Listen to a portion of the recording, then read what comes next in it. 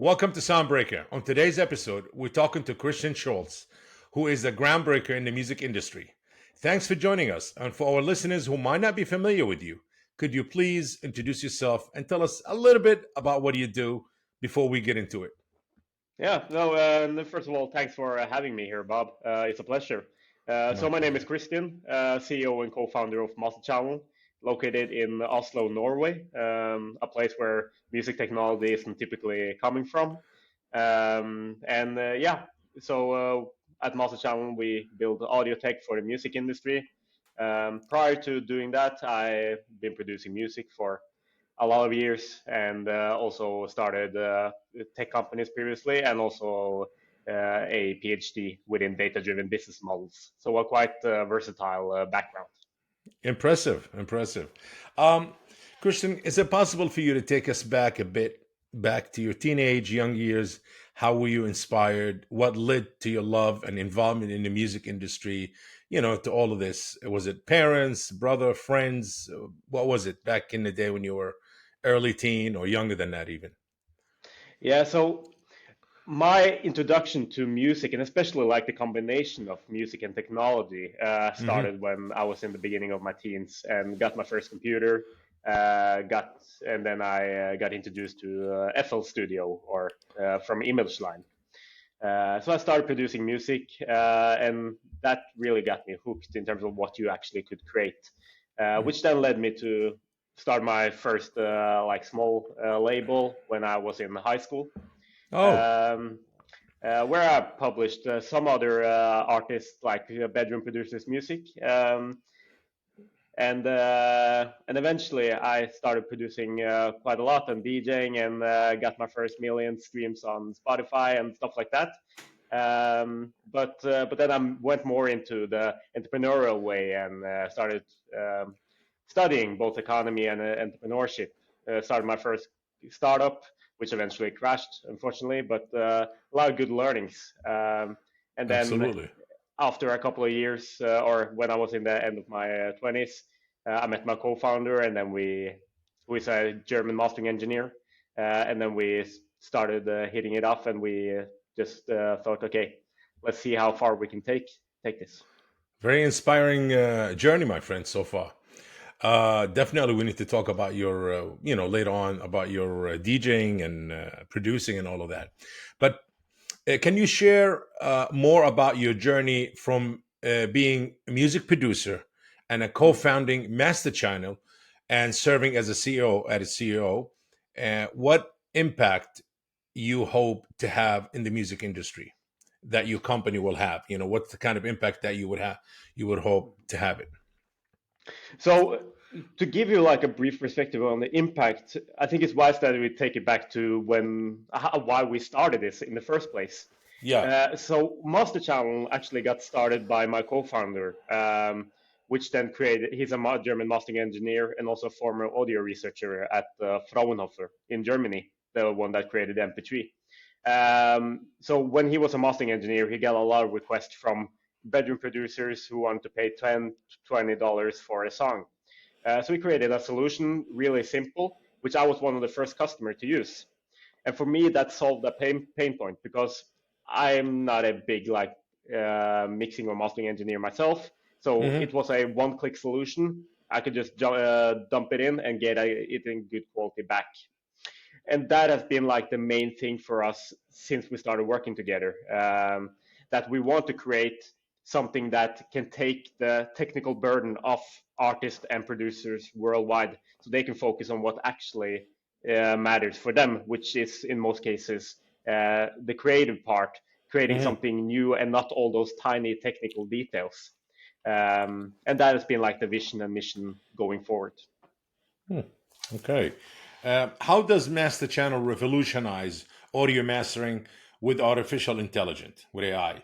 And what sets it apart from traditional mastering services or other AI mastering companies? If you don't mind, I mention it like Lander up in Mm. Canada. Yes. Yeah, so that's a really good question, something I get asked quite a lot, as you can imagine. So for Yes. mastering engineers, we don't necessarily see us as competitors. It's Uh-huh. more of a substitute where we serve more of the long tail in the industry, and the mastering engineers, if they're good enough, they will still have clients. Hmm. But when it comes to other AI services like Lander or eMastered, Cloudbounce, even Dolby has their own API now. Uh, Hmm. the way that we distinguish ourselves is first and foremost in our one-click approach. We don't have any parameters, so you because everything is done under the hood, so you can't tweak anything afterwards, which Hmm. a lot of people like. Some people don't necessarily like that, but that's the audience that we're targeting it for. And the reason why we're able to do that is because of the technology. So with Lander or eMaster, the way they build it up is that they have a huge data set of songs. So when you upload a song, they find the most relevant one, and then you need to tweak it afterwards.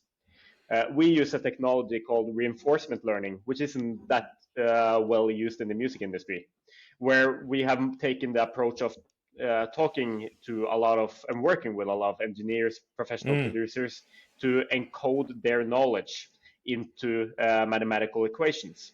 So when you Hmm. upload a song, our system works on it similar to how a mastering engineer would do it. And then it tries out a lot of different variations and gives it a reward or a penalty based on the decisions.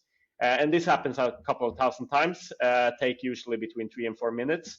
And in the end, the best results win, and that is what you get out. Um, So, who would choose the final version? The producer, artist, creator, or your system actually does all the work and give you the final version that the system think the best. yeah, so the system is the one that decides what's the best. Got it. But the way that we have built it up is that, and this you don't need an account to do this either. But you can just upload your song, get it Yeah, back, listen to the full preview. If you like what you correct. hear, then you can download it. If you don't, then you can go back to your DAW, tweak something, and then re-upload it free of I charge. see.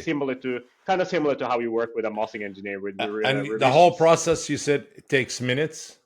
Yeah, Wow, amazing. Back in the day, you need a whole day in the studio. It's like I yeah. got to book a few hours to master my new release. Amazing. And the cost is, you know, it's a fraction what we used to cost back in the day. Yeah, and the funny thing is that, or the interesting thing, like we're three people working on this Yes. in our office. We master over 30,000 songs every month, and I'd like to Wow. see the mastering facility that can do that with three people. 30,000 songs. And directly from there to distribution.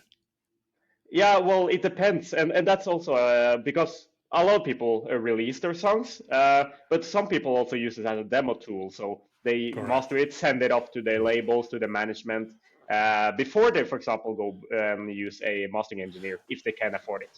Not to jump off the subject, but do you guys also offer distribution for our listeners who might not be familiar with your platform and viewers? Just, I'm trying to get as much information so everybody understand it. Do you guys offer distribution or not, something that you guys thought about or it's in No, the works?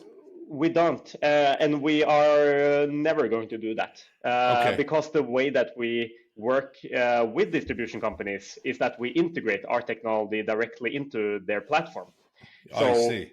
with platforms like Amuse or DigThis or um, yeah, uh, Oh, so your so you can platform is already ingested in some of these aggregators. yes, Uh, okay, can you give us some of the names? You mentioned Muse, you mentioned Digit, you Dig said? DigThis from Germany. Dig this. Uh huh. And also the demo platform Groover from France Groover. Yes, have sure. their own AI mastering solution. So Great and that's guys. yeah, Yes, yes. and really like them. And so that's the goal Absolutely. going forward to Yes, integrate with more and more platforms. yes. Wow, fantastic. Fantastic. Good to know. I want to congratulate you on something that you received last year. I hope I'm not too late. It's a bit, but you never, being to congratulate someone, it's always never too late, I think, to throw No, no. positive, words. You guys were named one of Business Insider 13 innovative music startups, building an AI tools in the music, alongside with some friends of our show, like we had on the show here, like Dr. Maya Ackerman, Mhm. from Wave AI, Jessica Powell from Audio Shake, and also the gentleman that you guys work with, Piron from Groover. And Yeah. yes, we had him actually yesterday. Oh, Yes, yes, great guy, absolute great team good there. timing. Yes, Yeah. absolutely. What was it like to see your work recognized amongst such incredible names, Wave AI and Audio Shake? It was amazing, especially due to us not being in the market for that long. Hmm. So, and the interesting thing after we got the recognition is that both like Moises and AudioShake were two of the companies mentioned. Moises have integrated our technology, and AudioShake is a company that we are working with Yes. on spatial mastering. Oh, spatial mastering. Hmm. Oh, okay. So you guys have it. You guys also have that. You did your own technology of that. Yeah, we have. Oh, okay. Interesting. And what's the goal behind it? What's the destination goal behind that, or the final? So the goal with our spatial technology, which we call spatial AI, Yeah, is to create spatial AI. is to have a similar solution to as our mastering service. Uh huh. Because when it comes to creating a spatial file, you need a lot of stems, and you need it to be placed in a room, and it requires it's very costly as of today. Uh With huh. our technology, we do it for less than $10 per song because we're able to, using AudioShake's technology, we split up the stems and then we use our own technology to place it in the room to fit perfectly for a 3D audio experience. Hmm. Uh, and as far as I know, we're the only one who have done this successfully and at scale so far. And I think especially for catalogs where you don't have stems, this kind of technology will be needed if you're going Hmm. to get enough content out there for spatial audio or what a lot of people call Dolby Atmos to really take Yes. off. Hmm. Very interesting.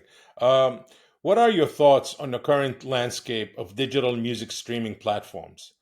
And what improvement or innovation would you like to see? Yeah, so I think there are a lot of development or good development in the music industry. Hmm. There are mainly two things I would really like to see change. One is that Please. my impression is that there are way too many platforms kind of they're sitting on their own pile of users.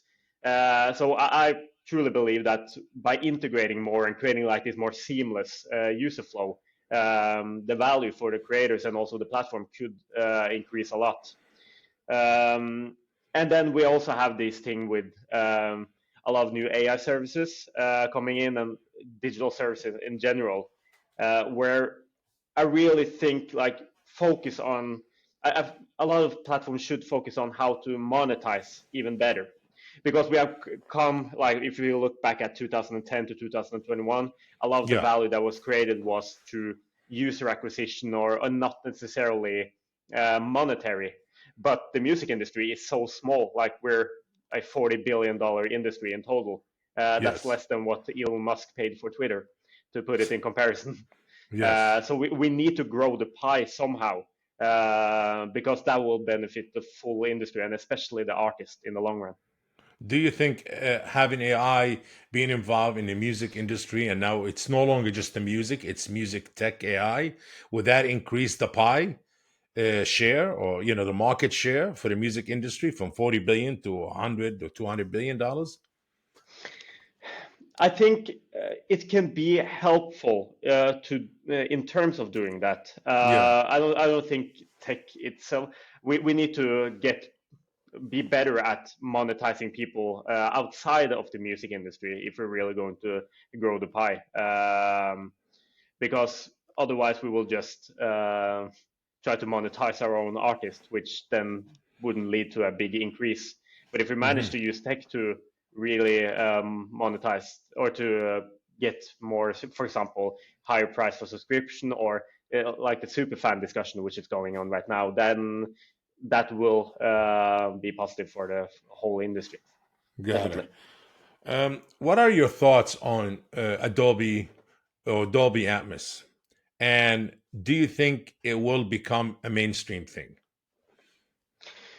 So historically, this kind of technology has been tested out, I think, like 5 or 6 times previously. The Hmm. first time in the 70s. Yes. It has never really taken off. This time we have two main players really pushing for it. We have Dolby Hmm. and then we have Apple. So I think there is a chance for it to become mainstream. Hmm. But I think two things: we need more content within that, and we need to lower the cost for content. And second, then more audio devices need to be able to play it back in a good way in order to So you're for saying it the to be the mainstream. audio devices has to have that Adobe Atmos kind of integration in it, or the capability to play that type of, you know, uh, Yeah, because if it's close to one ecosystem, yeah, then, for example, Apple is kind of owning that ecosystem as of now. But yes, on a worldwide basis, Apple is not the biggest uh, company when it comes to devices. There are several ones that also could benefit from this. So if you can get everyone in on it, then sure, yes. that's how it will become mainstream. And you mentioned something. You said the cost of the content. What do you mean by that? So in order to create a spatial or a Dolby Atmos file today, you need to go to a certified Dolby Atmos engineer who then Yeah, charges between like $400 to $500 per song. I see. If we're going to have the indie labels or everyone else that can't, there are so many people on the long tail that can't afford that cost. So the cost to create a song needs to go down if it's going to be mainstream. Otherwise, the Mhm. return on investment won't be there. Would the integration of Adobe Atmos with AI that will be done seamlessly? Is that on you think on the horizon for the music industry? Not you making it, but I'm saying as far as the technology, would it be some in that kind of integration to make it more affordable? Yeah, but then it's a kind of what you prefer, because you will still have like the need for Dolby Atmos engineers, similar to how you will have the need for mastering I see. engineers, because they can provide their mojo or their artistic sense or touch on the song. Yeah. But especially for catalogs and stuff like that, you don't necessarily need that it to be precisely engineered on every track. Hmm. It's more about creating that room feeling, and that's where I think AI services like what we have developed can come in handy in the long term. Got it. Got it. Um, again, that is an incredible journey you had so far, and very insightful knowledge and information that you developed throughout your journey. The music industry is known for its challenges and setbacks.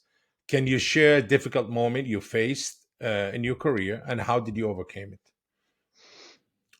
So I think one of the hardest kind of setbacks that I personally had, and we also had with Master Channel, Yeah. was at the end of 2022, where we were 15 days from being going bankrupt, Wow. and we needed to yeah, let 50% of the team go. Um, so that was a really hard time because we didn't have like a clear plan out of it. Um, we managed to raise some money, a couple of $100,000, and really like be laser focused Hmm. throughout 2023, and that is what has saved this company. Wow. But that was a tough time. But I was never like, and that's the interesting thing looking back. I never doubted us to be able to manage it, but I wasn't sure in what state the technology would live, if that was as a sole company or if it were going to be like a tech acquisition by somebody else. Uh-huh. Would that be on the horizon, you think? Well, To be acquired, you mean? yes. Um, Maybe, like, and that's the interesting thing with the music industry as of now. You see, Uh-huh. there are so many consolidations happening and so much merger and Yes. acquisitions, Yes. especially for companies that have that can generate money, where bigger companies come in and put a lot of these different services together to create even more value. Yes. So yeah, so it's definitely the interesting time, and maybe we'll be approached. Who knows? Great. Just kind of was I going to ask in regards to, I want to get back to it in a minute, but we'll just jump into what are common, some of the common misconceptions people have about the music industry. Um, I think, well, first of all, I might have another perspective on it being a founder in a tech company working in the music industry. Um, but I think a lot of people, especially like friends of mine or people I know, who's when I say, okay, I work in the music industry, and they have this perception of, oh, it's being a party 24/7, 365 days a year, where it's more more like a standard startup than Hmm. than a party factory, if we're going to say it like that. So that's one thing. And then I also think a lot of people miss or well, coming into this industry, you really have to focus on building network, because Yes. the industry is very small, much smaller than I expected when I started out. Hmm. And everybody knows everybody, at least if you've done something of value. And yeah, as people have said on this podcast previously as well, like you can easily burn bridges, Yes. and that's so you have to be, yeah, be nice to people, and you have to be clear about what you want. Absolutely. Yeah, You mentioned, if you don't mind me going back to something, you mentioned a minute ago in some of the previous questions I asked, you mentioned that, you guys were near going bankrupt around 2022, which is not long ago. And you managed to survive with a small ingestion. You raised a couple of $100,000. Was that from an investor or just personal funds that you and your co-founders kind of gathered and, made and you went for it? it was a mix. Okay. So at Master Channel, one of our co-founders. So I started the company with Simon, and then Simon. a third person called Tom, which is more Yeah. known as the DJ and Yeah. producer Matoma. Yeah. Hmm. So Tom contributed with some parts of the investment, and then the other part came from angel investors from the industry. So would I say you guys still own the majority of the company? If not 100%, maybe still big chunk of it. Yeah, we Great, do. great. So there's no And big investors that own part of it or half of it or a bigger share of it. no, so we own. We have done two smaller rounds. We Yeah, own the majority of the shares, yeah, and the goal this year is to get close to break even. great. So yeah. Mm. Congratulations. Very inspiring. The way you guys, going from uh, closing shop and done to bring it back up and doing all these great partnerships. And one of them is with Audio Shake, which is Yeah. amazing. Yes, Jessica at Audio Shake has one of the most successful AI tool companies out there, with the Mm. STEM separation. Absolutely.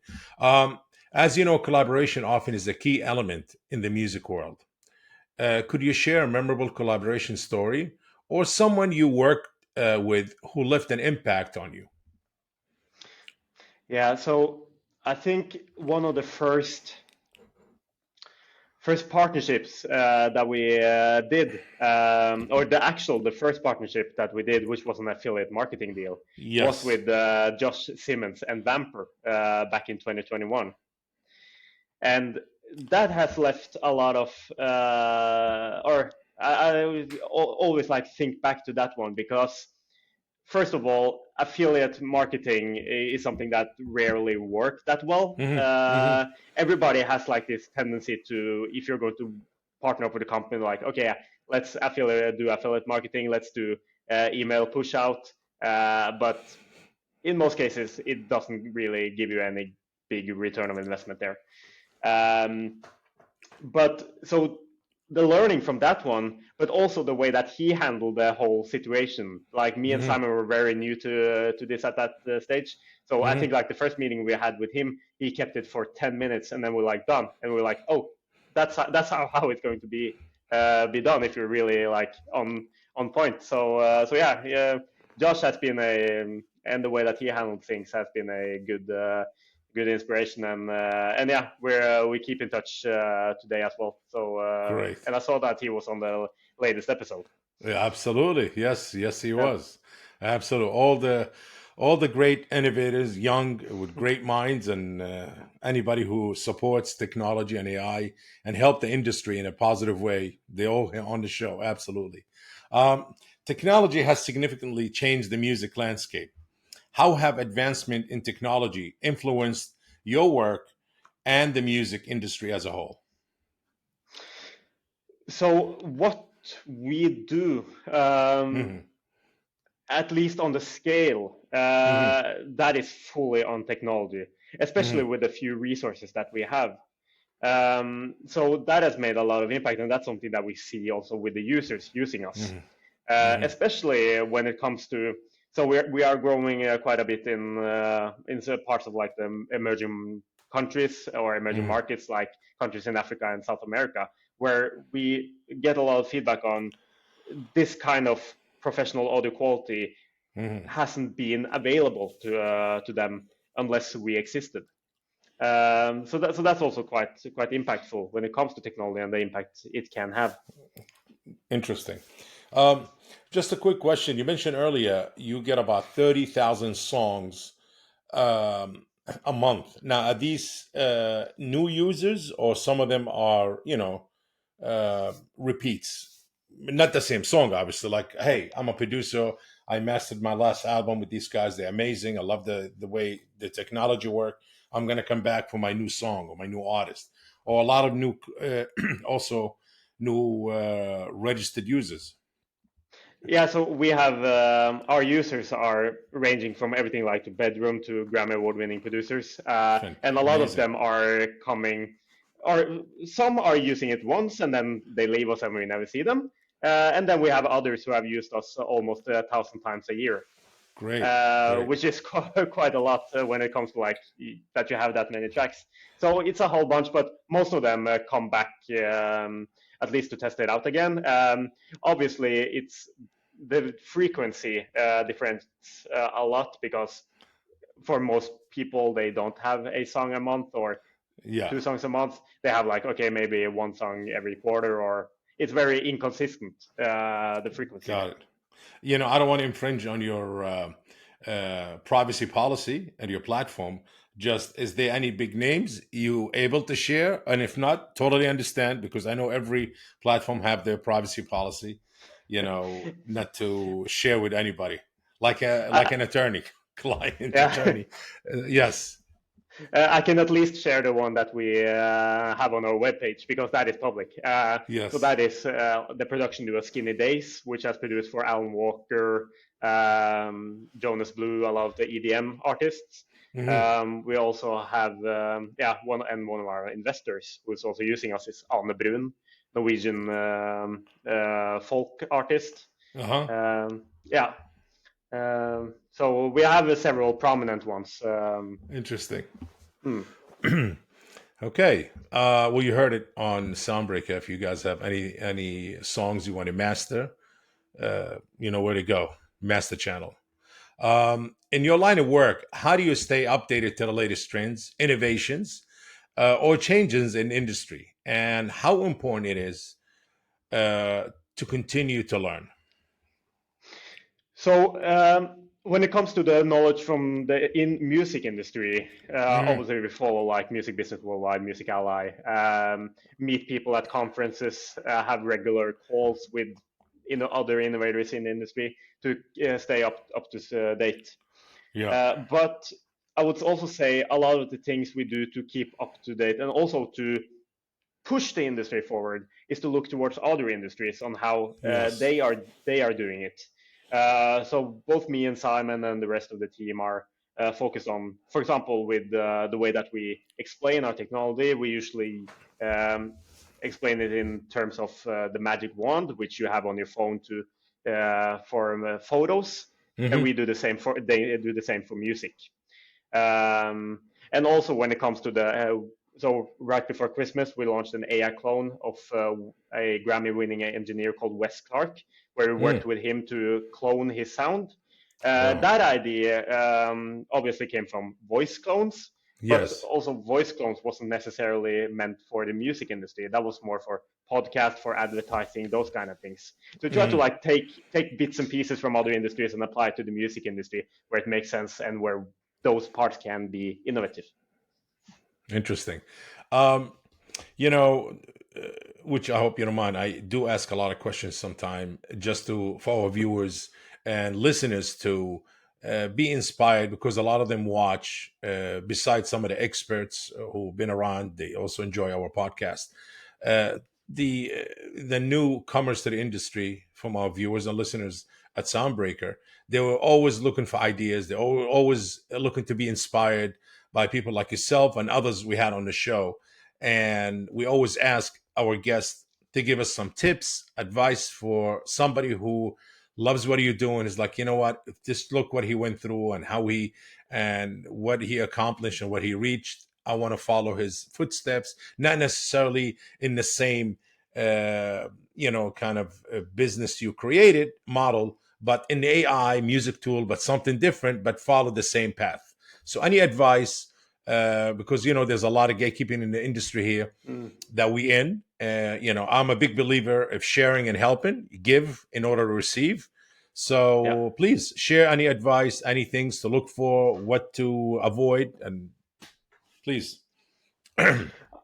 I think one of the best thing to do if you are to create a new product or a new company, or try to like keep it as simple as possible.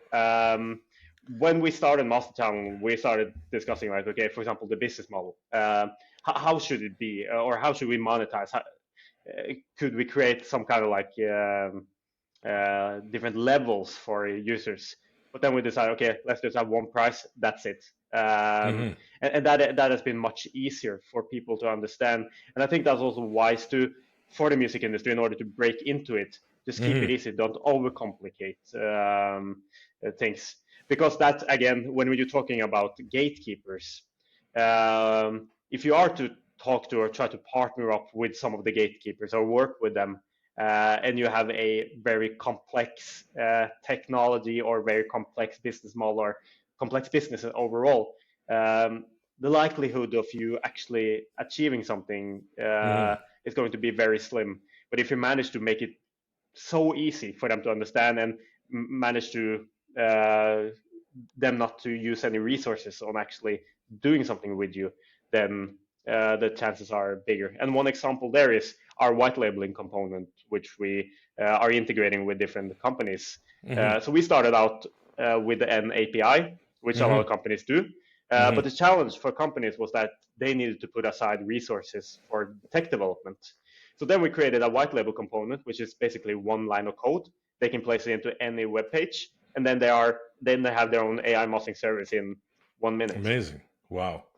Um, you know, uh, anything that you would like to share with us on this is a question coming from me actually.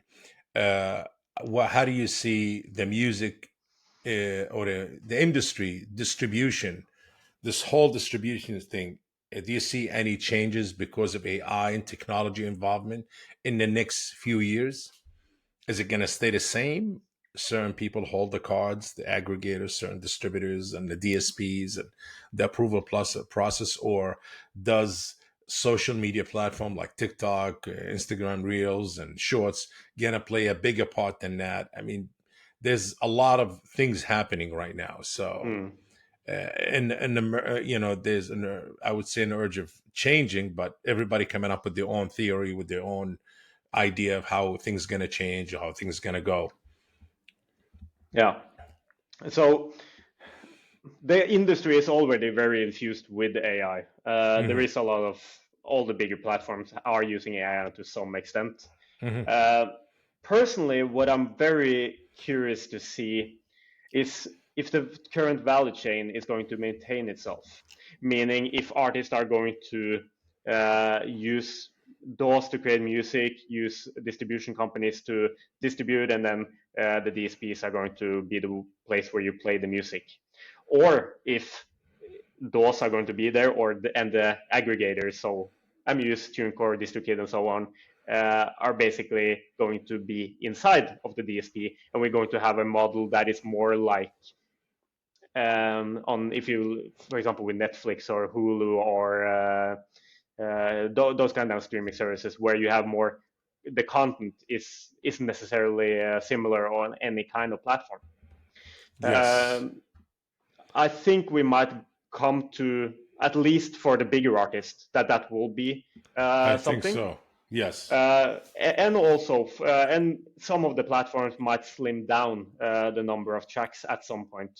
Or an idea that have been talking about here at the office is as all of the different streaming platforms are sitting on the same pile of songs, very few of them are actually being played. But can you But prevent that? You got artists coming up. There's new artists being born every day. Families being created, so there's new kids growing. And hmm, these young kids, male, female, he, she, they, whatever, they gonna be inspired by certain people, by certain music, and they're gonna create their own music, their own sound, and they're gonna put it out there. And is social media gonna be the only outlet for them? You're saying because of a lot of some of the numbers going to slim down on some of the bigger platform like Spotify and Apple and Deezer and Pandora and Amazon. I think some of them will slim down, but then we will have two different platforms, meaning some that are more specified towards one certain type of audience, and then you have similar to how you have SoundCloud, which So is I the one n- you have with any kind of content. yes. So you're saying it's going to be like the visual film, as you mentioned, where you have a handful, literally a handful of platform that streams their own movies or their own movie deals they make, or they are from their own studio. Whether it's Disney, which is involved with Hulu, and they got Disney Plus, and then you have Amazon Prime, and you have what else? You got Netflix, the biggest elephant Mm. in the room, beside Disney, and what else you have? You have Tubi, but Tubi, I think it takes a lot of independent. So is that what you're going to have? It'll be certain platforms only for the majors and major artists, and like a handful of platforms. And if you hear Taylor Swift on this platform, you won't hear it on that platform. And then you have a platform's going to dedicate only for independent music. We might come into that, and you see some kind of sign on it already with Yes. artists having their own streaming platform for their super fans, where they pay a monthly fee. So that might be the case. Again, me thinking ahead in the future of what might be. Well, But the future but might not be so far. Might not be yes, that far. exactly. Yes, Yeah. I see. But I'm all for that. I'm more in favor of the Spotify model where you can have a lot of content and you can dig, and then it's more up to the algorithms or you yourself to actually find those hidden gems. At least that's what I prefer to do. But remember, the current setup, yes, it's too much, it's complicated, there's a lot, but it helps people in certain parts of the world to listen to that music. Like there's a lot Yes. of people in many parts of the world might not have access to every platform, only certain platform or forms only, and they're able to access a lot of their favorite music and a lot of their new music that they never heard of. Mm. Some artists born in Oslo and somebody in I don't know, some part in the Middle East or Asia somewhere or Africa heard of, and that a bedroom artist, and they love their music, and that artist becomes, that's what their how should I say, their fame start to born, their fame, and slowly Mm. expand. So you never know, but we cannot eliminate that, so we have to No. think of something that has to be accessible to every person in the world, Mm. because that's what social media did, made it possible for everybody to access video, creating content, music. It doesn't matter what part of the world you're in. Mm. So is the music industry going to follow that concept of social media platform like TikTok and Facebook Meta and, and Shorts? Maybe. The future I'm hoping for is one where music is easily accessible, and especially. Well, you'll always stay in business. You don't have to worry. Your business will always be there. Yes, whether this way or that way, because people need to master their content. The music, and they always have to come to you. Absolutely. So this has been an incredible interview. I definitely enjoyed. Anything you would like to promote or mention before we wrap up this interview? Like an upcoming tools are coming or something that you want to talk about or advertise for our listeners, viewers, and your new users and existing users? Yeah, so we are now white labeling our own service to several companies. Yes. That is obviously something other companies can take advantage of. Mm-hmm. And in I find it addition, impressive myself. I actually like that kind of concept. Yeah. and in addition, the AI clone of Wes Clark and potentially other AI clones will also be able to do the same. So you can white label or get your own AI clone of one of the engineers that we have cloned in the future directly in your service with only one line of code. Great. This is amazing. Well, I want to thank you for joining us today. And this concludes today's episode of Soundbreaker. Please make sure to follow us on socials to stay tuned for new episode. Thank you, and see you again.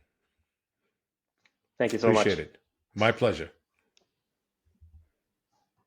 If you enjoyed today's episode, make sure to share the Soundbreaker podcast. And if you are joining us on YouTube, please like this video and subscribe to the channel. Until next time.